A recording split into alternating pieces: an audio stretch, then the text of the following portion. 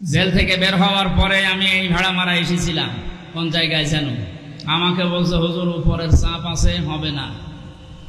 আমিও বলেছিলাম আপনার চাপ সর্বোচ্চ। এ জেলার যিনি দায়িত্বে আছেন আমাদের মাননীয় এমপি, যিনি পালিয়েছেন, ওই পর্যন্ত। আর আমার চাপ তো সরাসরি আরশ পর্যন্ত।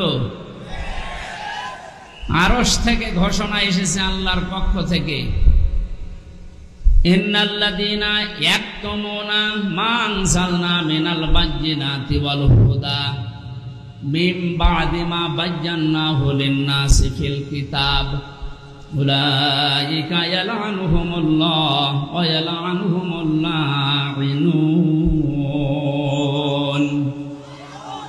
সূরা বাকারা 159 নম্বর আয়াতে আছে। 2 নম্বর পারার 3 নম্বর পৃষ্ঠা 4 নম্বর লাইনে পাবেন তাফসিরে ইবনে কাসির আর ফি জিলালিল কোরআনের ব্যাখ্যা। আল্লাহ পাক বলেন, নিশ্চয় সে বা যারা গোপন করছে ভবিষ্যতেও করবে। ইয়াকতুমুনা, এই শব্দটা আল্লাহ গঠন করেছেন, বানিয়েছেন 2টা কাল দিয়ে, বর্তমান, ভবিষ্যৎ, প্রেজেন্ট, ফিউচার।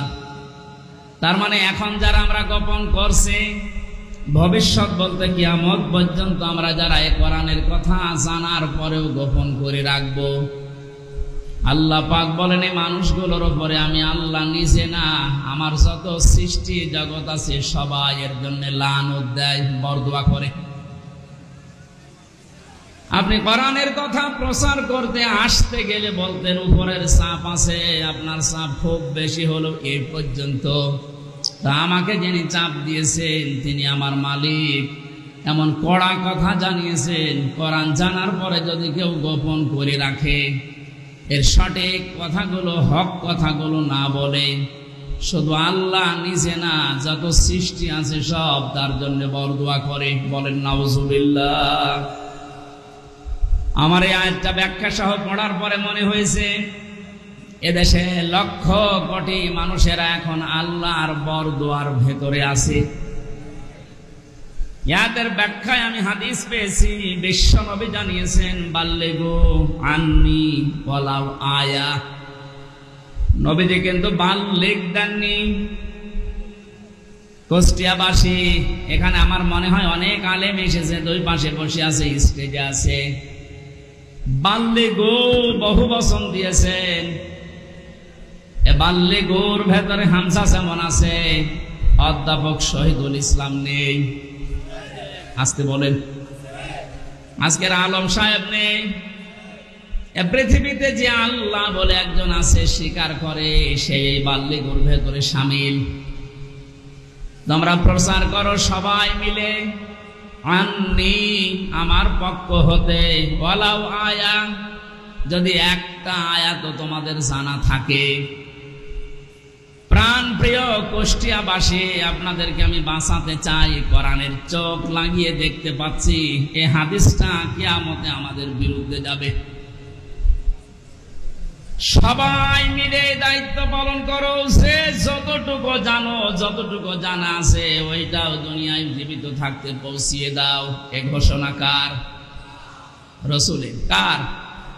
আল্লাহর আদেশ মানা যেমন ফরজ, রাসূলুল্লাহর আদেশ মানা কি?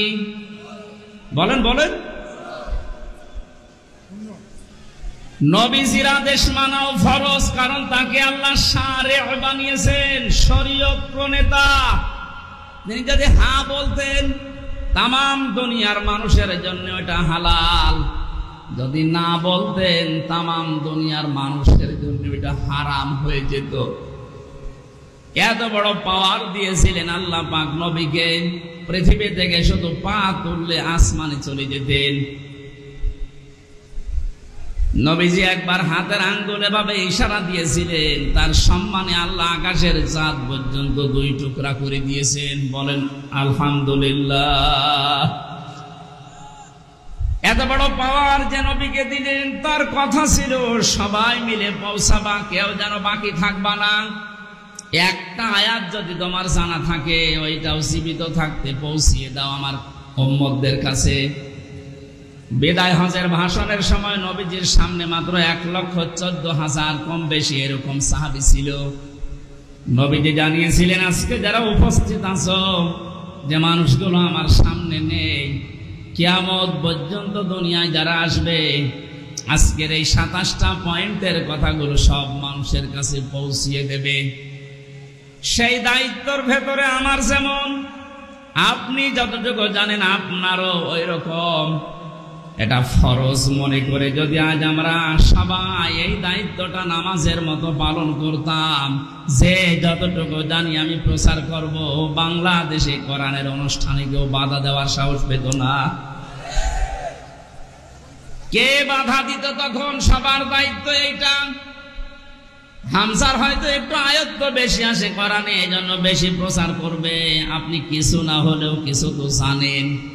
আপনি যদি জানেন যে কুল হু আল্লাহু আহাদ, এইটাই প্রচার করা আপনার নামাজের মতো ফরজ। এ পর্যন্ত বোঝাতে পেরেছি? এক কথা বলেন না কেন? আজকে থেকে দায়িত্ব শুধু আলেমদের। বলেন,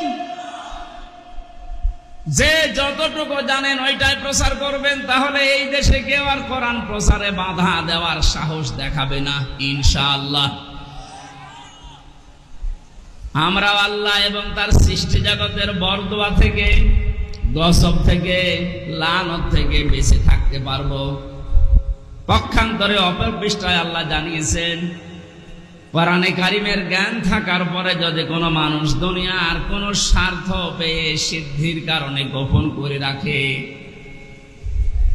আমান আযলামু মিম্মান কাতামা শাহাদাতান ইনদাহু মিনাল্লাহ ইলা আখিরি আয়াত। সূরা বাকারা প্রথম নাম্বার পারার 20 নাম্বার পৃষ্ঠার 13 নাম্বার লাইনের 140 নাম্বার আয়াতের প্রথম অংশে আছে। এটাই আপনি কাছে পাবেন। আমি ব্যাখ্যা সহ বলতে গেলে অনেক সময় লাগবে, এই জন্য সামারাইজ করে করে শেষ করছি।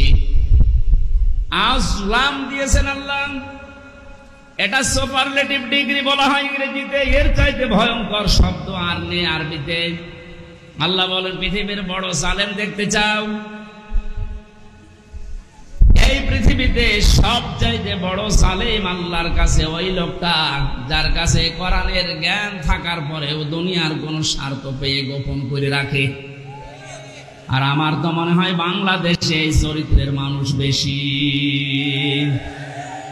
কে জেলায় নেই? এখানে হাত তোলেন তো।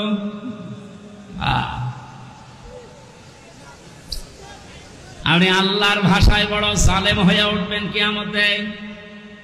আমি সেদিন মিরপুরে জালেমের ব্যাখ্যায় বলেছিলাম, জালেম এই শব্দটা এত ঘৃণিত আল্লাহর কাছে, আল্লাহ নিজে জালেমদের বিরুদ্ধে মামলা দায়ের করবে। কুষ্টিয়াবাসী, সূরা সূরা 42 নম্বর আয়াতের প্রথম অংশ, ইন্নামাল মুমিনুনা সাবিলু আলাল্লাযিনা ইয়াযলিমুনান নাস। আল্লাহ পাক বলেন, অবশ্যই আমি নিজে মামলা দেব, নিজে কেস করব, অভিযোগ দায়ের করব তাদের বিরুদ্ধে যারা এই দুনিয়াতে মানুষ হয়ে মানুষের উপরে অত্যাচার করছে এবং করবে।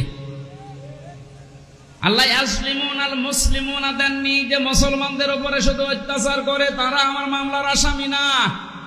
ইয়াসলিমুনান নাস, পৃথিবীতে যে কোনো ধর্ম অনুসরণ করতেই পারে, কিন্তু তো মানুষ ও কি